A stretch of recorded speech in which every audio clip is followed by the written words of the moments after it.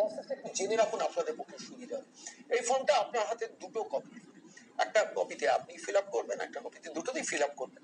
এবার দ্বিতীয় দিন তিনি যেদিনকে যাবেন সেদিনকে গিয়ে আপনার কাছ থেকে ওই ফর্মের যেটা ফিল আপ হয়েছে সেটা নিয়ে নেন। এবার এই দ্বিতীয় দিনও যদি আপনাকে না পান, প্রথম দিন দ্বিতীয় দিন যদি না পান, তখন তৃতীয় আরো একটা দিন যাবেন, কিন্তু সেই যাওয়ার আগে দ্বিতীয় দিনে আপনার বাড়িতে আপনি যদি না থাকেন একটা ছোট্ট কাগজে পেস্ট করে দিয়ে আসবেন।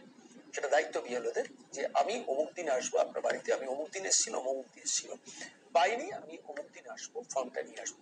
তৃতীয় দিন গিয়ে যদি আপনাকে না পান, আমি যা নির্বাচন কমিশনের সূত্র ধরে দিলাম, আপনি যদি লেটার বক্স থেকে সে লেটার বক্স বা আপনার দরজায় ওই ফর্মটাকে নিচে দিয়ে আসবেন আপনার অবগতির জন্য। এবং যে আপনার বাড়িতে গিয়েছেন বিএলএ 2 যারা আছেন, বিএলএ 2 দের সই করে রাজনৈতিক দলের প্রতিনিধিরা তারা দেখলেন আপনার বাড়িতে তিনি গেছেন। এবার প্রশ্ন আছে বিএলএ 1 আর বিএলএ 2 এর তফাৎটা কি আসবো, তার আগে বলি একজন বিএলও দায়িত্ব কখনো কোনো বিএলও দেওয়া যে ফর্মটা আপনার বাড়িতে দিয়েছে সেই ফর্মটা কোনো রাজনৈতিক দলের প্রতিনিধিদের হাতে দেবেন না, বিএলও আপনার বাড়িতে গিয়ে সংগ্রহ করবেন। এটা একটা প্রচার ছড়ানো হচ্ছে যে প্রথম দিন দিয়ে আসবেন, তারপরে আপনি যারা রাজনৈতিক দলের প্রতিনিধি তাদের মারফত বুথে পৌঁছে দেবেন, which is absolutely wrong. ফর্মটা ফিল আপ করার ব্যাপারে বিএলও আপনাকে সাহায্য করতে পারে।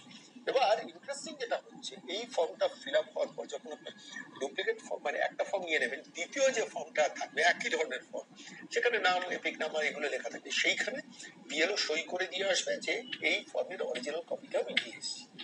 এই ফর্মটা সরাসরি তার অ্যাপে আপনার যে কিউআর কোড সেইটা দিয়ে চেক করিয়ে নির্দিষ্ট কিছু তথ্য আপলোড করতে হবে বিএলও, বিএলওর কাজটা এটা। এবার তারপর এই ফর্মটা ইলেকশন ইনচার্জের কাছে জমা দেবেন, যেখানে বিডিও অফিস হোক, পঞ্চায়েত অফিস হোক, জেলা পরিষদ হোক, গ্রাম পঞ্চায়েত হোক, যেখানে মেইন সেক্টর ইলেকশন হবে, একটা বিধানসভার সেক্টর অফিস, সেখানে জমা দেবেন। এবং শুধু জমা দেবেন, এই জমা দেওয়ার পর এটা 4 ডিসেম্বরের মধ্যে জমা দেওয়া হবে। তারপর on the basis of this form একটা খসড়া তালিকা বেরোবে, সেটা 9 ডিসেম্বর বেরোবে এবং 9 ডিসেম্বর থেকে 8 জানুয়ারি পর্যন্ত এই 1 মাস খসড়া তালিকার উপর অবজেকশন ইনক্লুশনের জন্য কাগজ জমা দেওয়া যেতে পারে। এবার এই সময় আরো একটা তথ্য আপনাদের কাছে যা সংগ্রহ করছি, তথ্য আপনাদের কাছে দিচ্ছি, যদি কোনো আমাদের দেওয়ার পেশ করার কোনো তথ্যে কোনো ত্রুটি থাকে পরবর্তীকালে আমি সংশোধন করে দেবো। প্রতিদিন সকালবেলা বাংলা বার্তায় চোখ রাখবেন, আমি লেটেস্ট আপডেট গুলো আপনাদের কাছে দিই। সেটা হচ্ছে এই সময় যখন বিএলও আপনার বাড়িতে যাচ্ছে তখন বিএলওর কাছে 3টা ফর্ম থাকবে, একটা হচ্ছে 6, একটা হচ্ছে 7, একটা হচ্ছে 8। 6 নম্বর ফর্মটা পরিবারের যদি কারোর নাম তোলার ব্যাপার থাকে ওই 6 নম্বর ফর্মটা তার কাছ থেকে সংগ্রহ করে নিতে পারে এবং তার সঙ্গে অ্যাডিকুয়েট ডকুমেন্ট, সেই ডকুমেন্ট গুলো জমা দিয়ে ওই বিএলও দ্বিতীয় দিন যেদিন যাবে তার হাতে নামটা তোলার